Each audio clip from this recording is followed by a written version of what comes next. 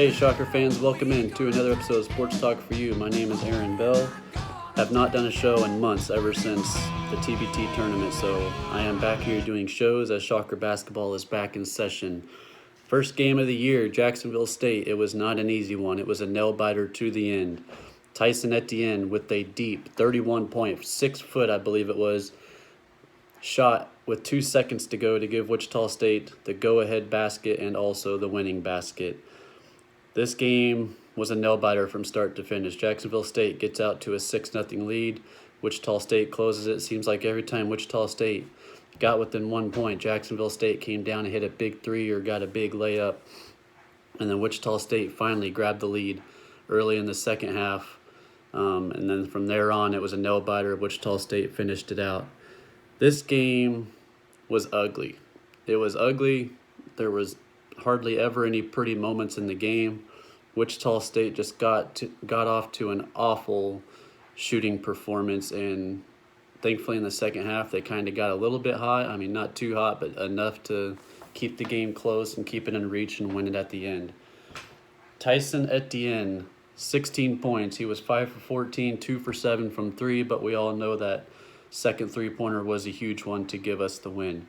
Dexter Dennis, 14 points. He was 4 for 11, 1 for 6 from three. So, again, bad shooting night for Wichita State, but a win is a win. They did force 17 turnovers on the defensive side. They also out-rebounded Jacksonville State 37-31, so it was a great defensive performance. I mean, really, Adams for Jacksonville State had a great first half, and then Isaac Brown made an adjustment, put Dexter Dennis on him in the second half, and Dexter Dennis held him to one basket in the second half, and he also got hurt late in the game, so that kind of helped Wichita State a little bit.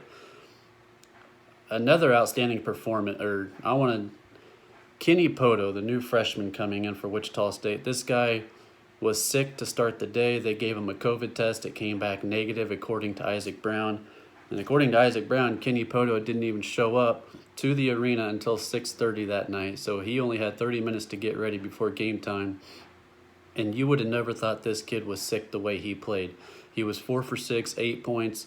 The kid's a rebounder. He rebounded well. He defended well. He gave Wichita State a lot of energy and made up for Udeze's awful game. Udeze had 4 fouls, 4 turnovers, 5 points. He did make a three, but if Kenny Poto can play like this and Morris keeps struggling like he did that first game, Poto could see more playing time and could also see the starting lineup come the future. Craig Porter was very good. Craig Porter had 7 rebounds. I believe he had 6 or 8 points too as well. He was 0 for 2 from 3, but everybody was 0 for from the 3-point range. But overall, not that great of a game, but a great defensive performance. We'll forget about the offense. The offense did what they needed to do to win the game. It was not pretty, but the defense was astounding. I'm very happy about this defense. Offense has a lot of improvement to do. I mean, we could use some more set plays by Isaac Brown, less dribbling. That was an issue last year, the last 4 games of the season. The main thing was free throws.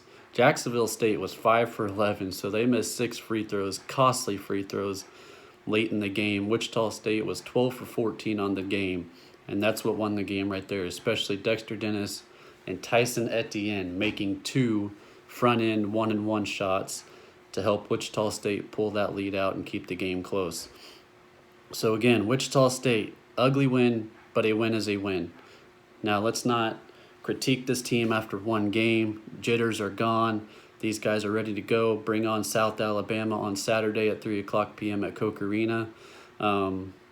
This should be an easy win. Our guys hopefully get confidence boosters, maybe come out hot, win this game by 20 points. We'll see.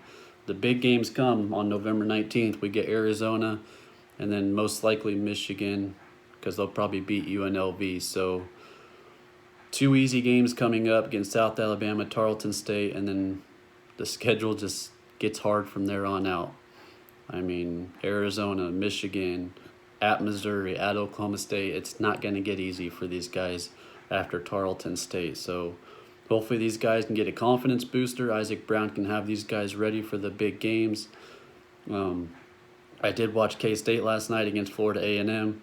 K-State's a very beatable team. We should hang with them. We should beat them. I mean, it was K-State's first game. Yes, they had a rough year last year. Very beatable. We're hoping to have Interest Bank packed for that game and hopefully pull off the win against the Wildcats. So Saturday's game, 3 o'clock p.m., South Alabama. Let's get out to Cocorino. Let's cheer these guys on.